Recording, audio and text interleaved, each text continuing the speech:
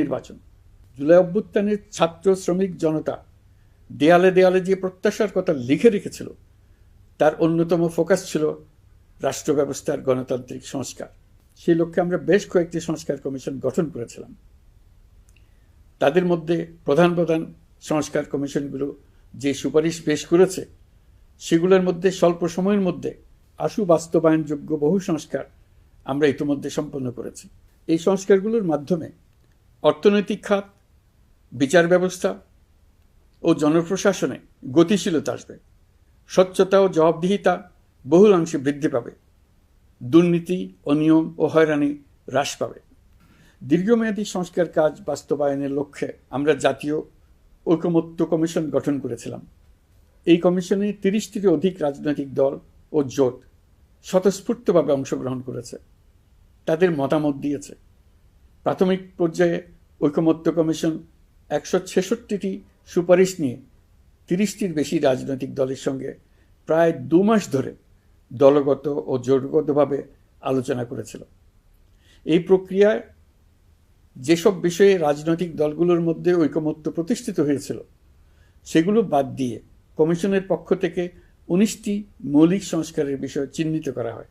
দ্বিতীয় পর্যায়ে 23 দিন ধরে আলোচনা শেষে 19টি বিষয়ের বেশিরভাগ ক্ষেত্রেই ঐকমত্য প্রতিষ্ঠা করা সম্ভব হয়েছে, যদিও কয়েকটি ক্ষেত্রে কিছু কিছু রাজনৈতিক দলের নোট অফ ডিসেন্ট রয়েছে। সংস্কারের ক্ষেত্রে আমরা আমাদের লক্ষ্যে পৌঁছাতে পেরেছি। ঐকমত্য কমিশনের পরিচালনায় দেশের সকল রাজনৈতিক দল মিলে দীর্ঘদিন ধরে প্রতিনিয়ত আলাপ আলোচনার ভিত্তিতে জুলাই সনদ চূড়ান্ত হওয়ার পর্যায়ে এসছে। জুলাই সনদ একটি ঐতিহাসিক অর্জন।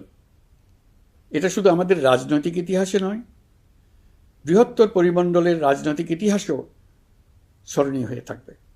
দলিল তো স্মরণীয় হয়ে থাকবেই, এটা রচনার প্রক্রিয়াও স্মরণীয় হয়ে থাকবে।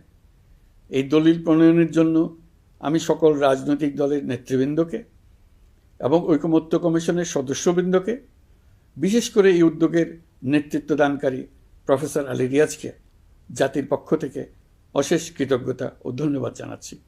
রাজনৈতিক দলের প্রতিনিধিরা অত্যন্ত সৌহার্দ্যপূর্ণ পরিবেশে আলোচনায় অংশ নিয়েছেন। মতপার্থক্য থাকা সত্ত্বেও সকল রাজনৈতিক দলের মধ্যে ঐকমত্য তৈরির চেষ্টা ছিল।